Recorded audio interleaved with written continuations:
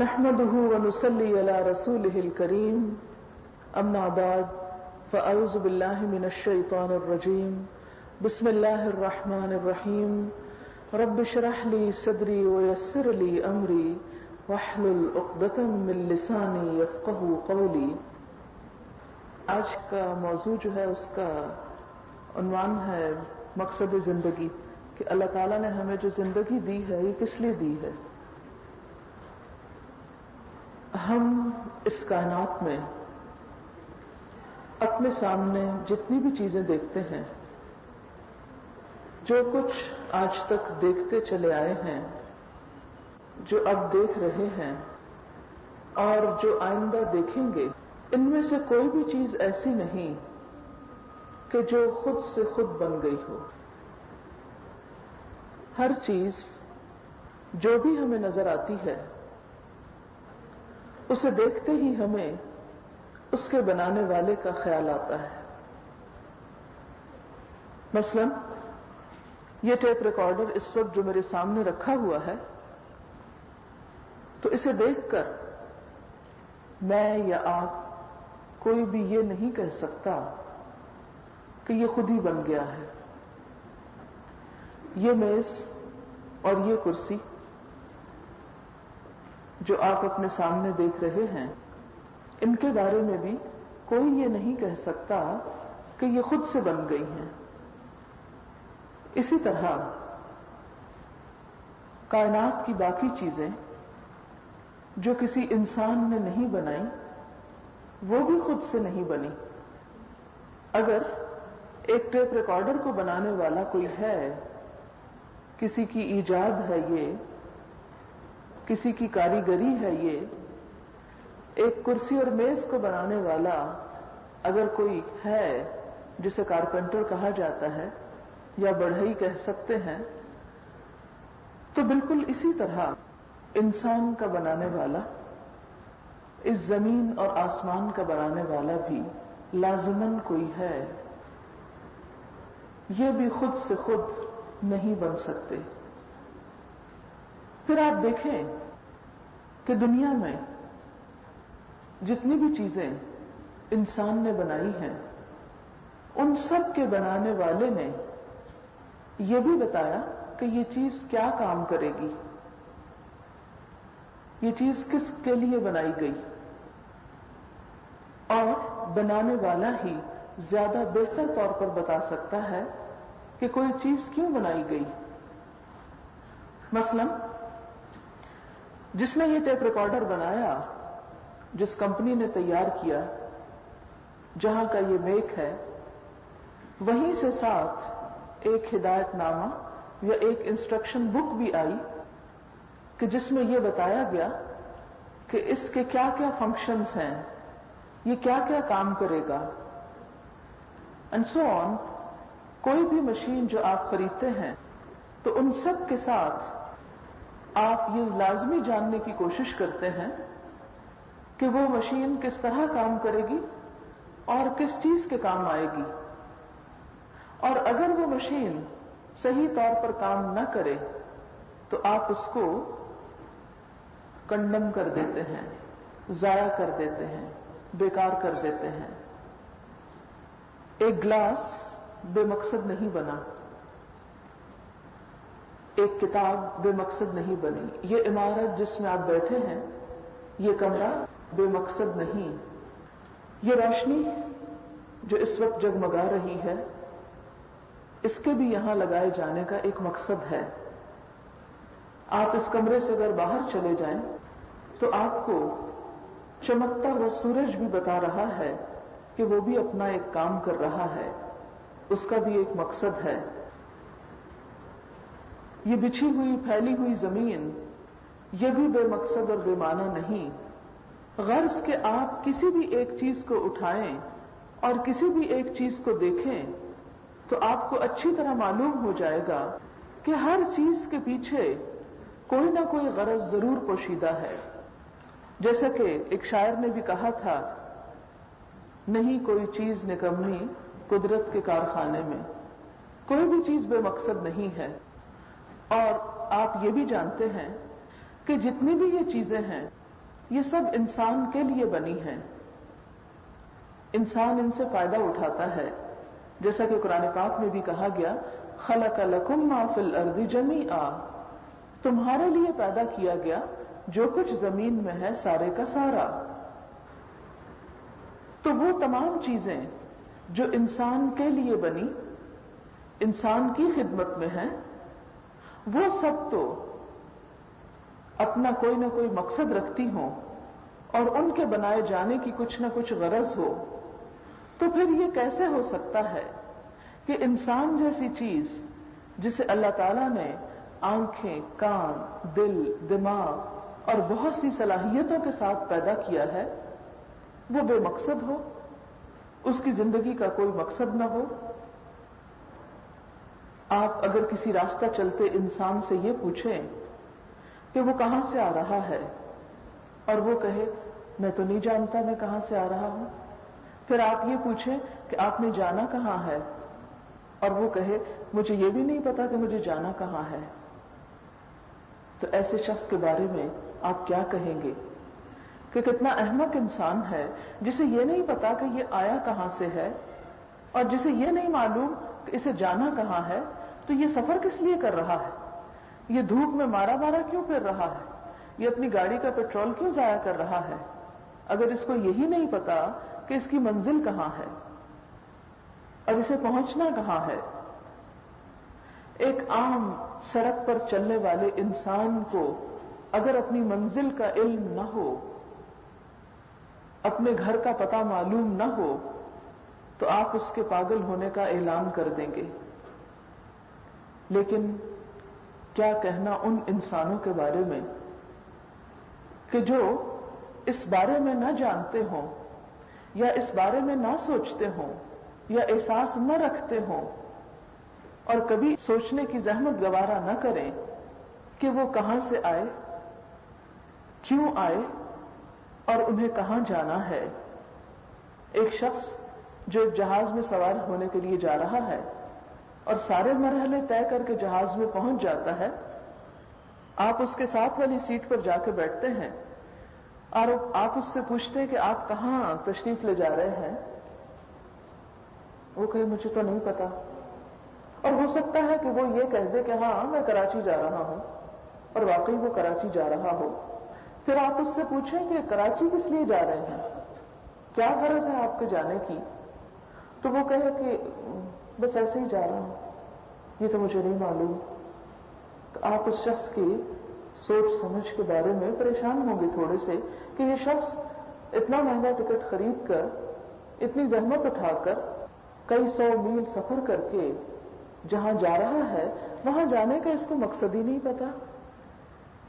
پھر آپ اس سے پوچھیں رہنا کہاں ہے، وہ کہے مجھے یہ بھی نہیں پتا، میں نے سوچا ہی نہیں میں نے کہاں رہنا ہے، کوئی اچھا ٹھکانہ مل جائے گا یا برا ملے گا مجھے کچھ خبر نہیں۔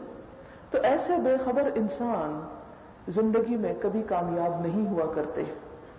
بالکل اسی طرح اگر ایک انسان اپنی ابتدا سے، اپنی انتہا سے واقف نہیں اور اپنے اس دنیا میں بھیجے جانے کا مقصد نہیں جانتا، تو وہ انسان بھی اپنی آخری منزل پر صحیح کامیابی سے ہمکنار نہیں ہو سکتا، کیونکہ جب انسان کسی منزل پر پہنچنا چاہتا ہے تو اس کے لیے وہ کوشش کرتا ہے، محنت کرتا ہے، اور وہ کوشش کرتا ہے جس سے وہ اپنی منزل پر بخیریت و عافیت پہنچ جائے، اور اس کے سامنے مقصد واضح ہوتا ہے کہ وہ کسی جگہ پر کیوں جا رہا ہے، تو وہی شخص وہاں جا کر اپنا کام بہتر طور پر کر سکتا ہے۔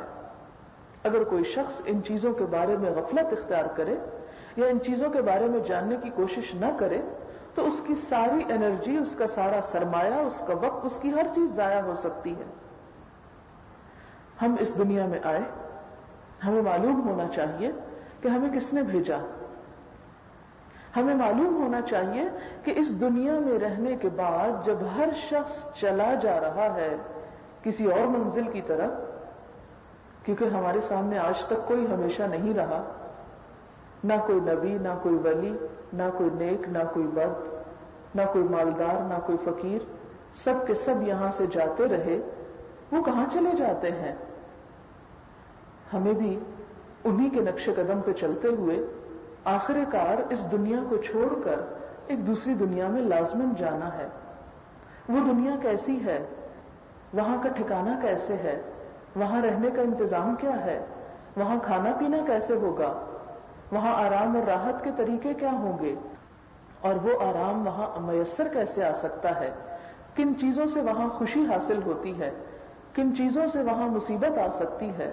یہ ہم میں سے ہر ایک کو معلوم ہونا چاہیے، اور صرف معلوم نہیں ہونا چاہیے بلکہ ہمیں وہ سارے طریقے اور وہ سارے ذرائع اختیار کرنے چاہیے اور وہ سارا سرمایہ اکٹھا کر لینا چاہیے جس سے ہمیں آخرت کا یا دوسری دنیا کا راحت اور آرام اور سکون میسر آ سکے۔ اگر کوئی شخص اس سوچ کے بغیر زندگی بسر کر رہا ہے کہ وہ اپنی ابتدا اور انتہا کے بارے میں بے خبر ہے، غافل ہے، بے فکر ہے، سوچتا ہی نہیں، بس زندگی کو ایک کھیل تماشا اس نے بنا رکھا ہے اور موت کے بلاوے پر دوسری دنیا میں جا پہنچتا ہے، تو پھر اسے معلوم ہونا چاہیے کہ اس طرح بے خبر اور غافل ہو کر زندگی بسر کرنے کا انجام کیا ہوتا ہے۔ اللہ سبحانہ و تعالیٰ قرآن پاک میں انسان کو احساس دلاتے ہیں اور اس سے پوچھتے ہیں، کیا پوچھتے ہیں؟ افحسبتم انما خلقناکم عبثا وانکم الینا لا ترجعون، کیا تم نے سمجھ رکھا ہے کہ ہم نے تمہیں یوں ہی بیکار پیدا کر دیا، بے مقصد پیدا کر دیا؟ عبث کا لفظ اردو میں بھی استعمال ہوتا ہے، ایسے ہی عبث پیدا کر دیا۔ وَأَنَّكُمْ إِلَيْنَا لَا تُرْجَعُونَ، اور بے شک تم ہماری طرف لوٹائے نہیں جاؤ گے، ہماری طرف تمہاری کوئی واپسی نہیں، تمہیں واپس نہیں آنا، تمہیں واپس آنا ہے، تم بیکار بے مقصد نہیں پیدا کیے گئے۔ انسان کے بارے میں بھی اور کائنات کی ہر چیز کے بارے میں اللہ تعالیٰ فرماتے ہیں وَمَا خَلَقْنَا السَّمَاوَاتِ وَالْأَرْضَ وَمَا بَيْنَهُمَا لَاعِبِينَ، کہ ہم نے آسمانوں کو اور زمین کو اور جو کچھ ان دونوں کے درمیان ہے کھیل تماشے کے طور پہ پیدا نہیں کیا، جسٹ فار انجوائمنٹ پیدا نہیں کیا۔ ہر چیز جو پیدا ہوتی ہے اس کی ایک انتہا ہے، ہر ابتدا کی ایک انتہا ہے، ہر موجود وجود کا ایک خاتمہ ہے، ہر وجود ایک عدم میں بدل جائے گا، ہر چیز اپنے انجام کی طرف دوڑ رہی ہے، ہر سفر اپنی منزل کی طرف بڑھ رہا ہے، ہماری زندگی کا بھی ایک ایک دن اپنی منزل کی طرف بڑھ رہا ہے۔ ہم میں سے ہر شخص جو دنیا میں آیا اپنی زندگی کا ایک ایک دن گزار کر ایک ایک سٹیپ طے کرتے ہوئے اس پہ چڑھتے ہوئے ایک آخری منزل تک پہنچنے والا ہے۔ وہاں پہنچ کر کیا ہوگا کون بتائے گا ہم کو؟ وہی جس نے ہمیں اس دنیا میں بھیجا۔ اللہ تعالیٰ فرماتے ہیں سورۃ القیامہ میں اَيَحْسَبُ الْإِنسَانُ أَن يُتْرَكَ سُدًى، کیا انسان سمجھتا ہے کہ ایسے ہی بیکار چھوڑ دیا جائے گا؟ اس سے پوچھا نہ جائے گا کہ وہ کیا کر کے آیا؟ نہیں، بیکار نہیں چھوڑا جائے گا۔ سورۃ التکاثر آپ سب پڑھ چکے ہیں، آپ سب جانتے ہیں اس کے معنی۔ اس میں آخر میں کیا آتا ہے؟ لَتُسْأَلُنَّ يَوْمَئِذٍ عَنِ النَّعِيمِ، تم سے اس روز نعمتوں کے بارے میں ضرور پوچھا جائے گا، ضرور سوال کیا جائے گا کہ اس دنیا میں تمہیں جو کچھ دیا گیا تھا تم نے اس کو استعمال کس طرح کیا۔ اب آپ پھر دیکھیں کہ ہمیں پھر اس سوال پر پہنچنا ہے کہ جیسے کوئی بھی ایک معمولی چیز جو بنائی جاتی ہے، جو تخلیق کی جاتی ہے، تو ساتھ ہی اس کی تخلیق کا مقصد بتایا جاتا ہے۔ مثلا اس ٹیپ ریکارڈر کو بنانے والوں نے اس کا مقصد بتایا کہ یہ آواز کو اپنے اندر ریکارڈ کر لے گا اور اگر آپ اس سے دوبارہ سننا چاہیں تو دوبارہ سن بھی سکتے ہیں، کیونکہ کچھ ایسے ٹیپ ریکارڈر بھی ہوتے ہیں کہ جو آواز اپنے اندر بھر نہیں سکتے، پہلے سے بھری ہوئی آواز کو آپ کو سنا دیں گے۔ अब आप देखें कि किसी भी चीज का मकसद कौन बताता है? जिसने उस चीज को बनाया हो। हमें भी अपनी जिंदगी का मकसद किससे पूछना है? हमें इस दुनिया में क्या करना है और क्या नहीं करना, क्या चीज हमारे फायदे की है, क्या चीज हमारे नुकसान की है, ये हमें कौन बताएगा? क्या हमारे वालिदैन बताएंगे? हमारा माशरा बताएगा? हमारा दिल बताएगा? हमारी अकल बताएगी? कौन बताएगा? किसका हक है कि हमें बताए कि हमारे लिए कौन सी चीज बेहतर है और कौन सी चीज नुकसानदेह है? इसमें सबसे बड़ा हक किसका है और सबसे सच्ची बात किसकी हो सकती है? उसी की जिसने हमें पैदा किया, जिसने हमें इस दुनिया में भेजा, जिसकी हम मखलूक हैं, जो हमसे 70 माओं से बढ़कर प्यार करने वाला है, जो हमारा सबसे ज्यादा खैरख्वाह है। आप देखें कि जो चीज कोई बनाता है उसे उस चीज से बड़ा प्यार होता है। माँ बाप अगरचे अपनी औलाद को खुद बनाते नहीं, जन्म देते हैं, तो आप देखें कितना प्यार करते हैं उससे, कितनी मोहब्बत होती है माँ के दिल में अपने बच्चे के लिए। इसी तरह आप एक तस्वीर बनाते हैं तो खा वो कैसी ही क्यों ना हो, आपको बहुत अच्छी लगती है। जैसे एक बदसूरत से बदसूरत बच्चा माँ को बड़ा ही खूबसूरत लगता है, तो एक बदतरीन पेंटिंग भी आर्टिस्ट जिसने बनाई उसको बहुत अच्छी लगती, वो उसमें भी कोई आर्ट की बारीकियां तलाश कर लेता है। इसीलिए आपने देखा होगा कि बाबू का भद्दी भद्दी तस्वीरें हैं, उनकी लाखों में कीमत होती कि उसके अंदर कोई ऐसी खसूसियत बता दी जाती है कि जो सबको बड़ी अट्रैक्ट करती है। तो कोई भी काम करने वाला अपनी किसी की हुई चीज को, आप देखें कि कभी आपने रोटी बनाई होगी शुरू में, तो क्या होता है, एक बनाई तो जल गई, दूसरी बनाई तो कच्ची रह गई, तीसरी बनाई तो वो गोल ना हुई, तो हर रोटी उतार के आप कहते हैं कि मैं खुद खा लूंगी। क्यों? इसलिए कि आप नहीं चाहते कि कोई कहे कि ये क्या बनाया तुमने। आप किसी को नहीं देते, आप कहते हैं मैं खुद ही खा लूंगी। आखिर कितनी खाएंगे आप, लेकिन आपको वो बुरी नहीं लगती। वही चीज जब आप किसी के सामने पेश करते हैं तो वो उसमें कई नक्स निकालते हैं। तो अपनी बनाई हुई चीज हर एक को बड़ी प्यारी होती है। अल्लाह को भी अपनी तख्लीक से, अपनी मखलूक से बड़ा प्यार है। वो कतन ये नहीं चाहता कि मेरे बंदे भटके, परेशान हों, दुख उठाएं, तकलीफ उठाएं। इसके लिए उसने अपने बंदों की हिदायत का इंतजाम किया।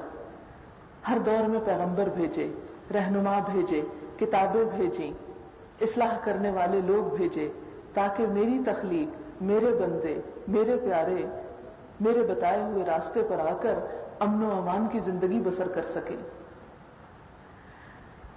अब आप देखिए कि अल्लाह ताला से हम कैसे राब्ता करें कि वो हमें बताए कि हमें क्या क्या करना चाहिए और क्या नहीं करना चाहिए, क्योंकि सबसे बड़ा खैरख्वाह तो वो है ना हमारा। बाज़ औक़ात आप देखें कि हमारे वालिदैन हमें कोई बात कहते हैं, वो हमारा भला चाहते हैं, लेकिन हमें वो भला नहीं लगता। अमूमन आप देखें कि बच्चों को जब माँ बाप कहते हैं पढ़ो, तो बच्चे क्या कहते हैं, आप हर वक्त यही कहते हैं पढ़ो पढ़ो, उनको वो बात अच्छी नहीं लगती। माँ बाप औलाद का फायदा चाहते हैं, आपको अपना फायदा उसमें नजर नहीं आता, आप उससे तंग पड़ते हैं, आप उससे परेशान होते हैं, आप अपोज करते हैं माँ बाप की बात को। अब आप देखें कि क्लैश हो गया ना, माँ बाप कुछ कह रहे हैं, आप कुछ चाह रहे हैं, अब किसकी बात मानी जाए किसकी ना मानी जाए। कुछ माँ बाप की मान जाते हैं, कुछ अपने दिल की मानते हैं, नतीजा दोनों का ही मुख्तलिफ होता है। बाज़ औक़ात माँ बाप कुछ कहते हैं, सोसाइटी कुछ और कह रही होती, बाहर का माहौल कुछ और कहता है। अब आपको बड़ा बुरा लगता है कि माँ बाप ये क्यों कह रहे हैं और सोसाइटी ये क्यों कह रही है। तो अमूमन क्या होता है कि बच्चे जब बड़े होते हैं, इंडिपेंडेंट होते हैं, तो माँ बाप की बजाय सोसाइटी के हाथ चढ़ जाते हैं। फिर इसी तरह आप देखेंगे कि घरों में आपको कुछ बताया जाता है, बसा औक़ात स्कूल्स में जाते हैं तो आपको कुछ और वैल्यूज बताई जाती हैं। ऐसे में इंसान कंफ्यूज हो जाता है कि अच्छा क्या है, बुरा क्या है।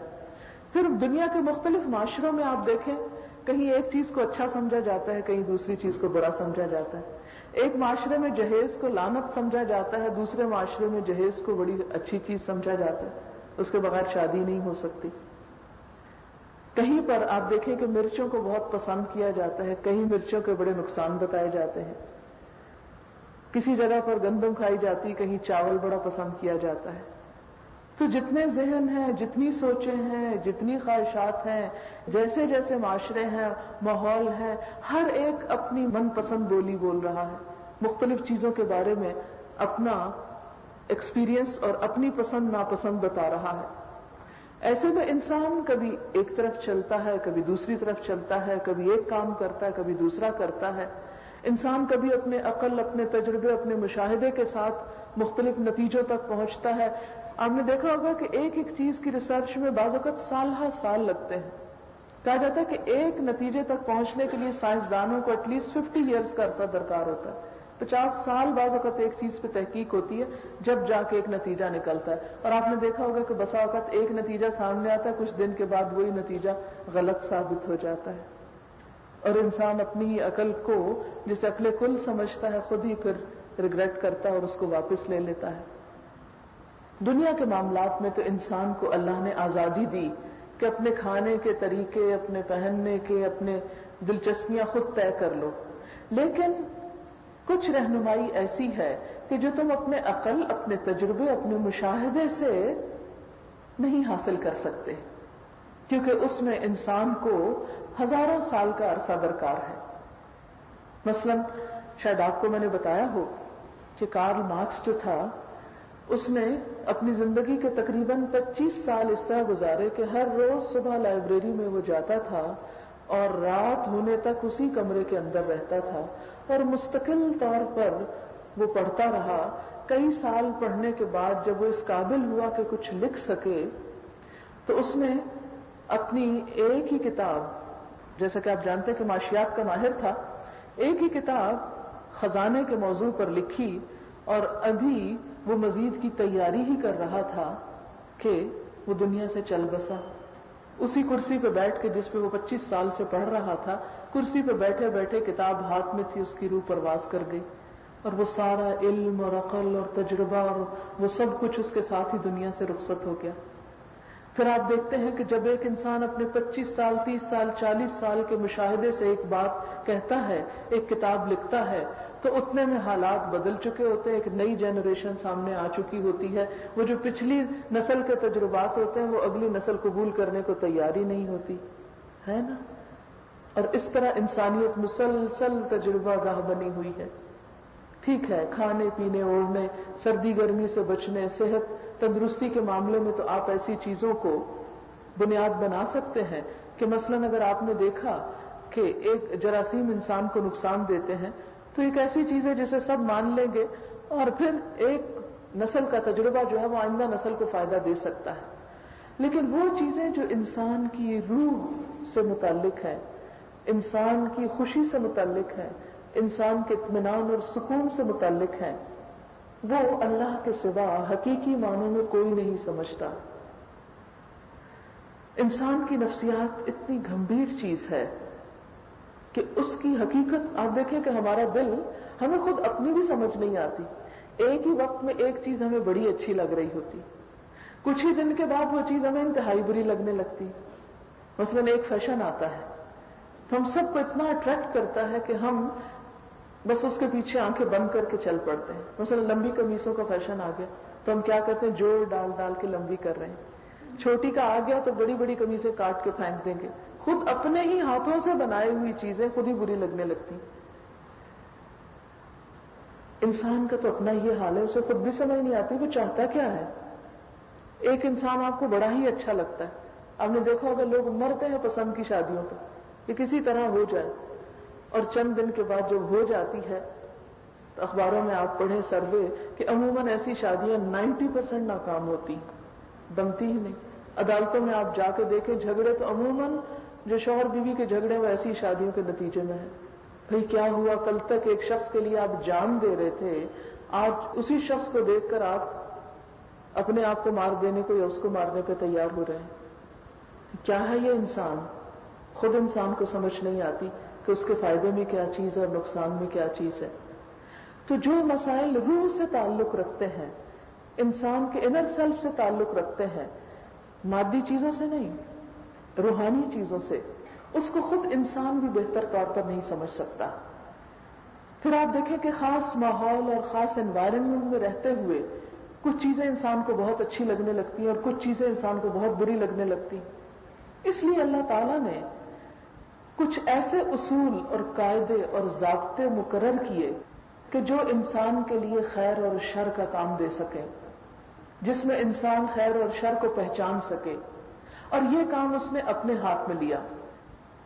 انسان کو دو طرح کے علم دیے گئے۔ پہلا علم مادی چیزوں کے بارے میں تھا، جس کی بنا پر حضرت آدم علیہ السلام فرشتوں کے مقابلے میں کامیاب ہوئے تھے، اور اس بنا پر انہیں فرشتوں سے سجدہ کروایا گیا تھا۔ لیکن یہ علم انہیں شیطان کے پھندے سے نہ بچا سکا۔ اس مادی علم کے ہوتے ہوئے، مسجود ملائک ہوتے ہوئے، اعلی مقام عزت اور احترام کے ہوتے ہوئے، کیا ہوا ان کے ساتھ کہ شیطان ان کو ورغلا گیا اور جنت کا لباس اور آنر اور سب کچھ ان سے چھین گیا۔ تو انسان کو یہ بتایا گیا کہ یہاں آ کر تمہیں مادی علم نہیں، روحانی علم کی بھی ضرورت ہے۔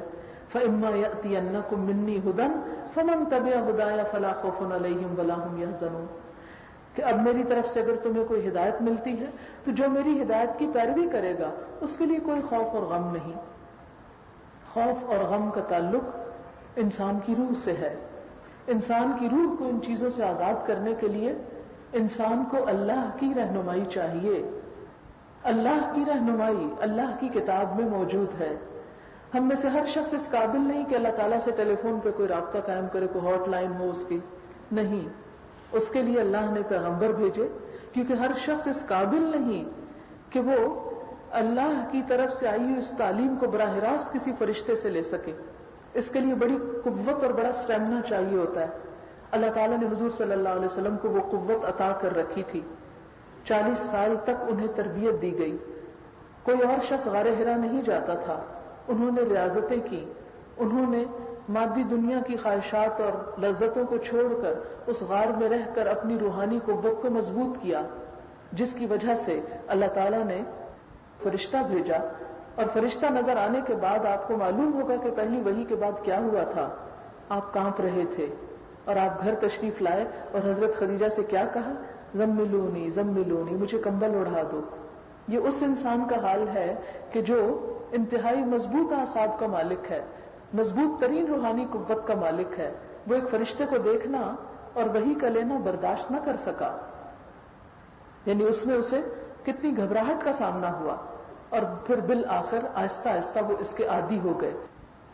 اس لیے اللہ تعالیٰ نے ہر انسان کے پاس فرشتے نہیں بھیجے کہ ہر انسان کو براہ راست نالج دیا جائے۔ پھر یہ بھی نہیں کہ اللہ تعالیٰ نے کہ ہر انسان کو براہ راست کتاب دے دی جائے۔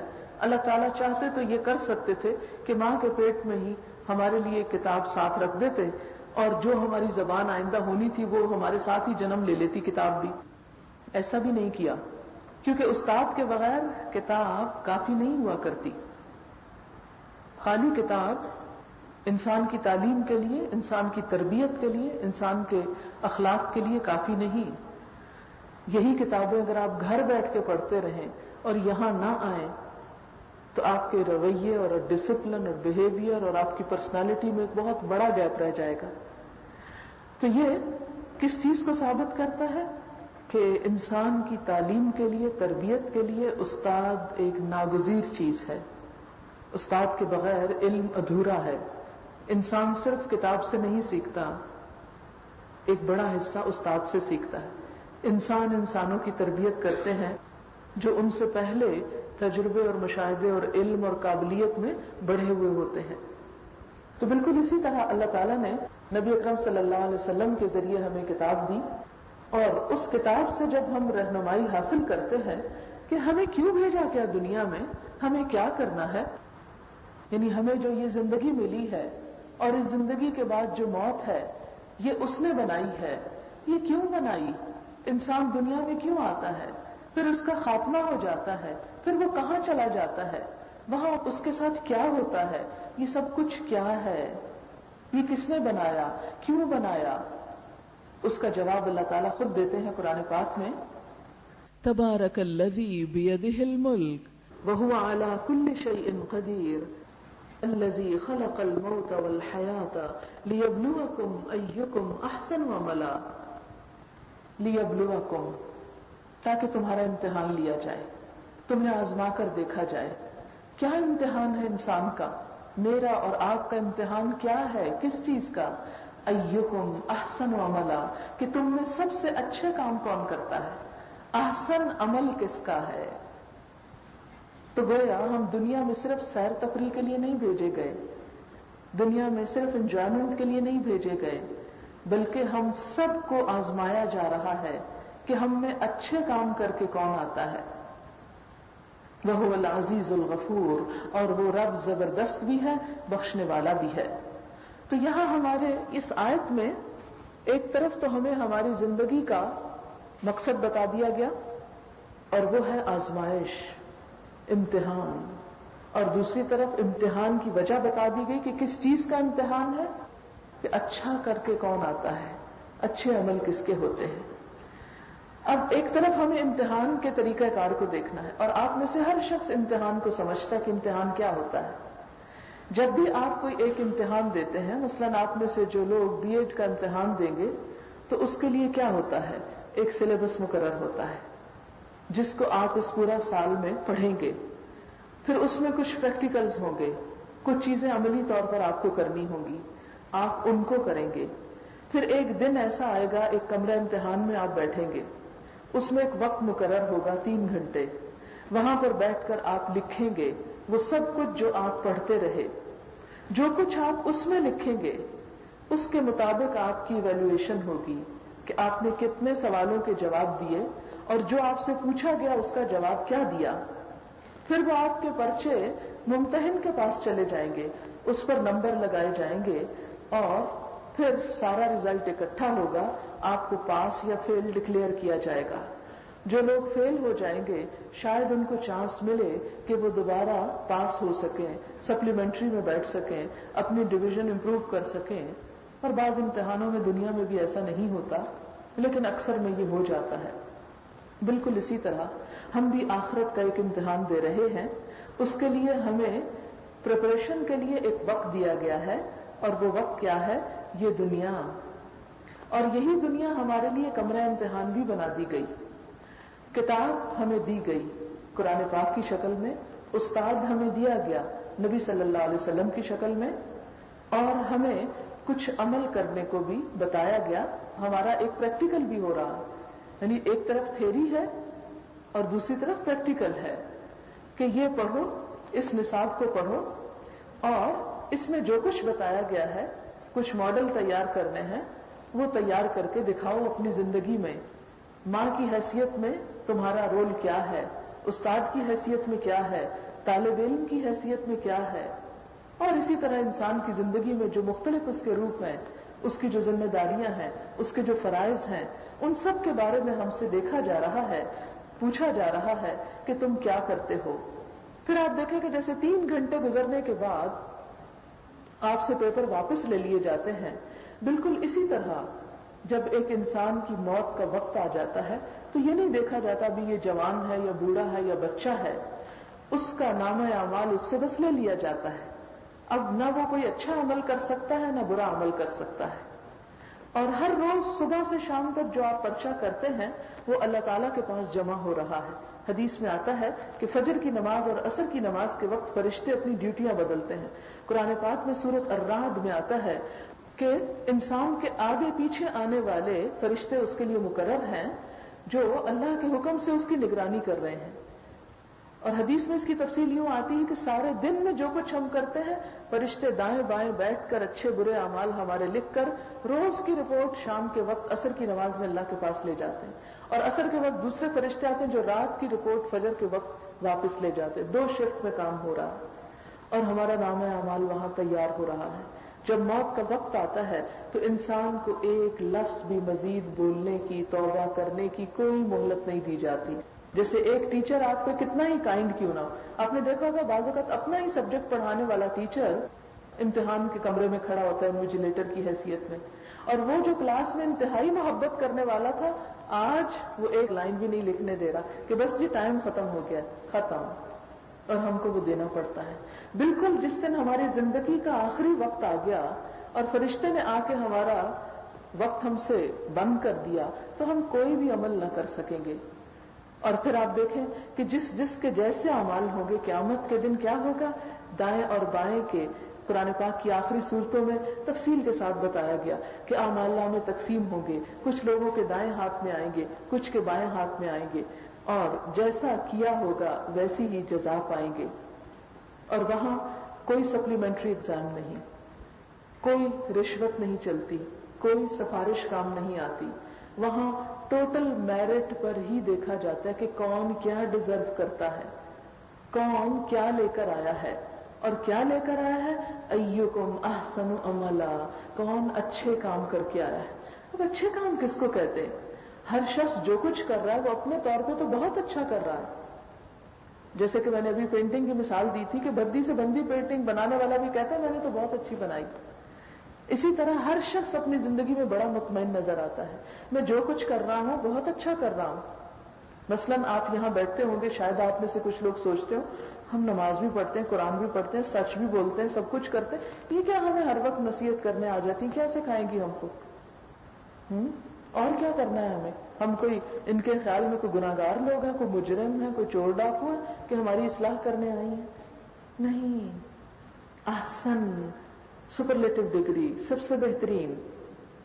اور جس طرح انسان کو دنیا میں اپنی کوئی بھی کارکردگی امپروو کرنے کی ہمیشہ ضرورت رہتی ہے، ریفریشر کورسز آپ کرتے رہتے ہیں، اسی طرح روح کے لیے بھی ریفریشر کورسز کی ضرورت ہوتی ہے. کوئی بھی چیز جب ایک جگہ پہ رک جاتی ہے تو وہ خراب ہونے لگتی ہے. پانی بھی ایک جگہ ٹھہر جائے تو کیا ہوتا ہے؟ گدلا ہو جاتا ہے نا. کوئی ایک کام آپ نے زندگی میں شروع کیا اور بس اسی پہ رہ گئے اور امپروومنٹ نہیں ہوئی تو وہ نقصان ہو جائے گا. ہر انسان کے لیے ضروری ہے کہ وہ بہتر سے بہترین کی تلاش میں رہے، وہ مزید سے مزید سیکھتا چلا جائے، وہ اپنی امپروومنٹ کرتا چلا جائے. اب چونکہ یہاں بات ہو رہی ہے کہ ہم میں سے ہر ایک سے دیکھا جائے گا قیامت کے دن ایکم احسن عملا، کہ تم میں اچھے کام کون کرتا ہے. اچھے کام کون سے ہیں؟ سب سے پہلے ہم دیکھیں گے کہ عمل کس کو کہتے ہیں. عمل 3 چیزوں سے مل کر بنتا ہے: انسان کی سوچ، انسان کا بول اور انسان کا عمل. اسلام میں اعمال کا دار و مدار سوچ پر ہے کہ آپ نے کس نیت سے کام کیا. ایک شخص بڑے سے بڑا صدقہ اور خیرات کرتا ہے مگر اس کی نیت اچھی نہیں تو اس کا کام کوئی حیثیت نہیں رکھتا اللہ کی نظر میں. بڑے سے بڑا شہید، عالم، قاری، سخی اللہ کے دربار میں اگر ان کی نیت اچھی نہیں ہوگی تو ان کے اعمال کا کچھ بھی صلہ ان کو نہیں ملے گا. سورۃ الکہف میں آتا ہے لا نقیم لہم یوم القیامت وزنا، ہم ان کے اعمال کو قیامت کے دن کوئی وزن ہی نہیں دیں گے. بڑے سے بڑی نیکی بے وزن ہو کر رہ جائے گی اگر نیت پیچھے اچھی نہ ہوئی. اگر مثلا میں یہاں آؤں اور میری نیت یہ ہو کہ جی بڑی میری شہرت ہو جائے کہ بڑی نیک باتیں بتاتی ہے تو یہ نیت اللہ کو پسند نہیں. میری نیت کیا ہونی چاہیے کہ ایک مسلمان ہونے کی حیثیت سے ہم سب پر یہ فرض بنتا ہے کہ ہم ایک دوسرے کی خیر خواہی کریں. میں اس کے سوا کچھ نہیں کہ زندگی کے چند سالوں میں آپ سے آگے ہوں یا تھوڑا سا ان کتابوں کے پڑھنے یا اس ایکسپیرینس میں شاید آپ سے آگے ہوں کہ جو ابھی آپ اپنے عمر یا ماحول کی وجہ سے وہاں تک نہیں پہنچے. تو ہر بڑی جنریشن کا فرض ہوتا ہے کہ اپنے آنے والی جنریشن کو اپنے تجربات اور ان چیزوں میں جسے اس کا پرسنل ایکسپیرینس ہو چکا ہے کسی بھی راستے میں کسی بھی فیلڈ میں اس سے دوسرے کو اپنے تجربات کی روشنی میں مستفید کرے تاکہ ہم سب مل کر وہ چیزیں سوچ سکیں جو عموماً ہمارے معاشرے میں سوچی نہیں جاتی. لہذا سب سے پہلے کسی بھی کام کے کرنے میں نیت اچھی ہونی چاہیے. دوسرا ہمارا عمل جو ہے اعمال نامہ وہ ہماری گفتگو کا تیار ہو رہا ہے. آپ دیکھیں ہماری عام روزمرہ زندگی میں ہمارے الفاظ تولے نہیں جا سکتے، جو ہم بولتے ہیں وہ تول نہیں سکتے. اللہ کے ہاں ایسے ترازو ہیں کہ جو انسان کی آواز کا بھی وزن تیار کر رہے ہیں. قرآن پاک کی سورۃ قاف میں آتا ہے ما یلفظ من قول الا لدیہ رقیب عتید، کوئی لفظ اس کی زبان سے نہیں نکلتا مگر ایک حاضر باش نگران اس کے پاس بیٹھا ہوتا ہے. اچھا لفظ بولے وہ بھی فوراً لکھ لیا جاتا ہے، برا بولے وہ بھی لکھ لیا جاتا ہے. سورۃ الکہف میں آتا ہے کہ انسان اس دن کہے گا ما لہذا الکتاب لا یغادر صغیرۃ ولا کبیرۃ الا احصاها، کیا ہو گیا اس کتاب کو، اس نے تو نہ کوئی چھوٹی بات چھوڑی ہے نہ بڑی چھوڑی ہے، ہر چیز لکھ لی. انسان حیران ہوگا یہ میں نے بولا تھا، یہ میں نے کہا تھا. کبھی آپ اپنی یہ آواز ریکارڈ کر کے دوبارہ سنیں تو آپ سن نہ سکیں.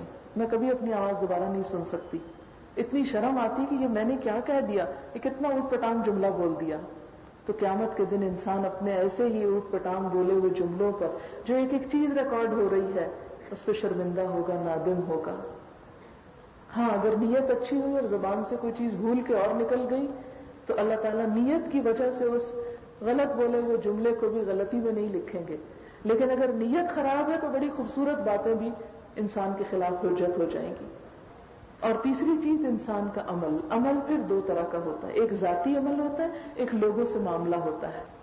ذاتی عمل آپ کا کیا ہے کہ آپ اپنی پرسنل لائف میں کتنے اچھے ہیں، کتنے امانت دار ہیں، کتنے سچے ہیں، کتنی خوبیاں ہیں آپ میں، کسی کام کو کتنی ڈیڈیکیشن اور محنت کے ساتھ کرتے ہیں، کتنی کمٹمنٹ رکھتے ہیں. اور معاملات کیا ہے کہ حقوق العباد آپ کس طرح کے ادا کرتے ہیں، یعنی حقوق اللہ اور دوسری طرف حقوق العباد. آپ ایک طالب علم ہے تو کیسے طالب علم ہے، استاد ہیں تو کیسے استاد ہیں، اپنے وقت کا استعمال کیسے کرتے ہیں، اس میں کتنے امانت دار ہیں، اپنی ذمہ داری کو احسن طریقے سے پورا کرتے ہیں یا نہیں کرتے. یہ تمام چیزیں لکھی جا رہی ہیں. اسی سے ہمارا نامہ اعمال تیار ہو رہا ہے اور قیامت کے دن اسی کے مطابق فیصلہ ہوگا کہ انسان کیا لے کر آیا. سورۃ العادیات میں آتا ہے نا کہ وَحُصِّلَ مَا فِي الصُّدُورِ، سینوں کے بھید بھی سامنے نکال کے رکھ دیے جائیں گے، انسان کی گفتگویں بھی سامنے لے آئی جائیں گی. مووی کیمرہ ایک طرح سے چاروں طرف ہمارے لگا ہوا ہے اور ایک ایک ایکشن کی تصویر لی جا رہی ہے. ہم 7 پردوں میں ہوں، اندھیروں میں چھپے ہوئے ہوں، بالکل تنہا ہوں یا لوگوں کے سامنے ہوں. اللہ کے فرشتے ایک طرف سے نہیں، ہر طرف سے، اوپر سے نیچے سے، دائیں سے بائیں سے، آگے سے پیچھے سے، ہر طرف سے کیمرے فٹ کر کے کھڑے. ہمیں احساس نہیں ہوتا. یہ قرآن ہمیں بتاتا ہے ایک ایک چیز گواہی دے گی. انسان کے ہاتھ بولیں گے، اس کی جلد بولے گی، زمین بولے گی، آس پاس کی ہر چیز گواہی دے گی کہ اس انسان نے کیا کام کیے، کس وقت کیسے کیا، اور اس کے مطابق جزا سزا کا فیصلہ ہوگا. ہم سب اس امتحان میں مبتلا ہیں جو یقین رکھتے ہیں کہ مرنے کے بعد ایک دوسری زندگی ہے اور اس میں حساب کتاب ہے. لہذا ہمیں آج جو کچھ کرنا ہے، احسن عمل کرنا ہے، اچھی نیت کے ساتھ، ذمہ داری کے ساتھ اور ڈیڈیکیشن کے ساتھ. ہم جہاں ہوں، جو ذمہ داری ہم پہ سونپی جائے اسے پوری امانت کے ساتھ نبھانے والے ہوں، اس کام کو پوری لگن کے ساتھ کرنے والے ہوں. ہمارے یہی کام ہمارا نامہ اعمال ہے، صرف نماز روزے کا وزن نہیں. ہم اگر کلاس روم میں بیٹھے ہیں اور استاد کی بات سننے کی بجائے آپس میں ہی کوئی گفتگو کر رہے ہیں یا اس کا مذاق اڑا رہے ہیں یا اس کو سنجیدگی سے نہیں لے رہے یا خود پریزنٹ نہیں اور کسی اور سے پریزنٹ بلوا رہے ہیں، یہ ایک ایک ایکشن جو ہے ہمارا نوٹ ہو رہا ہے اور ایک ایک چیز کے اوپر نمبر لگ رہے ہیں، ایک ایک چیز کی رپورٹ تیار ہو رہی ہے اور ہمیں اس سے گزرنا ہوگا، اسے فیس کرنا ہوگا. اب ضرورت اس بات کی ہے کہ ہمیں پتا ہو کہ کون کون سی چیزیں ہمارے خالق کی نظر میں احسن ہیں اور کون سی نہیں ہیں. کیونکہ احسن کا معیار لوگ نہیں ہے، دنیا نہیں ہے. دنیا میں تو آپ دیکھیں کسی نمائش میں، کسی ایگزیبیشن میں جب آپ اپنی کوئی چیز مقابلے پہ لاتے ہیں تو آپ دیکھتے ہیں کہ وہاں کمپٹیشن کے لیے کیا کیا ریکوائرڈ ہے، وہاں کن کن چیزوں سے نمبر لگتے ہیں، تو آپ اس پہ پورا اترنے کی کوشش کرتے ہیں. یہاں ہمارا معاملہ بندوں کے ساتھ نہیں ہے، ہمارا معاملہ ہمارے رب کے ساتھ ہے. لہٰذا ہم میں سے ہر ایک کو یہ معلوم ہونا چاہیے کہ ہمارے رب نے ہم سے کیا چاہا ہے، وہ ہم سے کیا ڈیمانڈ کرتا ہے. یہ کیسے پتا چلے گا؟ سنی سنائی باتوں سے نہیں. سنی سنائی باتیں تو شاید ان لوگوں کو فائدہ دیں جو بیچارے خود نہ پڑھ سکتے ہیں، نہ سن سکتے ہیں، نہ سمجھ سکتے ہیں. لیکن آپ جیسے باشعور اور احساس رکھنے والے لوگ، ہم سب کے اوپر لازم ہے کہ ہم اللہ کی مرضی معلوم کرنے کی کوشش کریں. اور اللہ کی مرضی معلوم کرنے کا طریقہ کیا ہے؟ اللہ کی کتاب اور اللہ کے رسول صلی اللہ علیہ وسلم کی زندگی کا طریقہ. کیونکہ اللہ کے رسول صلی اللہ علیہ وسلم کی زندگی کیا تھی ہمارے لیے؟ بہترین نمونہ. قرآن پاک میں اللہ تعالیٰ کیا فرماتے ہیں؟ لَقَدْ كَانَ لَكُمْ فِي رَسُولِ اللَّهِ أُسْوَةٌ حَسَنَةٌ، تمہارے لیے اللہ کے رسول صلی اللہ علیہ وسلم کی زندگی میں بہترین نمونہ ہے، خوبصورت نمونہ ہے. ایک اور جگہ پر فرمایا قُلْ إِن كُنتُمْ تُحِبُّونَ اللَّهَ فَاتَّبِعُونِي يُحْبِبْكُمُ اللَّهُ، کہہ دیجئے کہ اگر تم اللہ سے محبت کرتے ہو تو کیا کرو؟ فَاتَّبِعُونِی، میرا اتباع کرو، نبی صلی اللہ علیہ وسلم کے طریقے پر چلو. کیا ہوگا نتیجہ؟ یحببکم اللہ، اللہ تم سے محبت کرے گا، ویغفر لکم ذنوبکم، اور تمہارے گناہ معاف کر دے گا.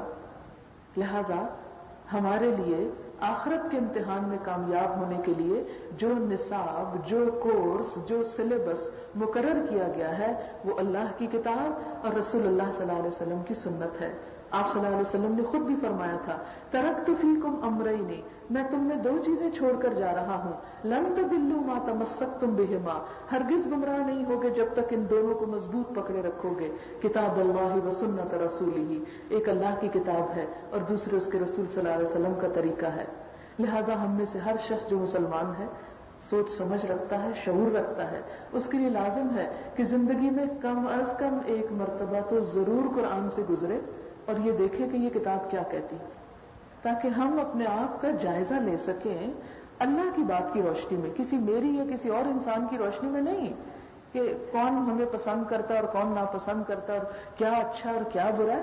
ہمارے خالق جس کے پاس ہمیں امتحان کے بعد جانا ہے، جو جزا اور سزا کا مالک ہے، اس کی نظر میں ہماری کیا ویلیو ہے اور اسے کیا پسند اور کیا ناپسند ہے، تاکہ وہ چیزیں تیار کر کے ساتھ لے جا سکیں جو وہاں انسان کو کامیاب کر سکیں. لیکن ایک دفعہ گزرنے سے اگرچہ کچھ باتیں پھر بھول جاتی ہیں، اسی لیے قرآن کو ذکر کہا گیا کہ یاد دہانی، بار بار ریمائنڈ کراتا ہے کہ دیکھو یہ کرنا ہے اور یہ نہیں کرنا. تو ہماری دعا ہے کہ اللہ تعالی ہم سب کو اس امتحان میں کامیاب کرے اور ہمیں وہ کرنے کی توفیق دے جس سے وہ راضی ہو جائے. وآخر دعوانا ان الحمدللہ رب العالمین.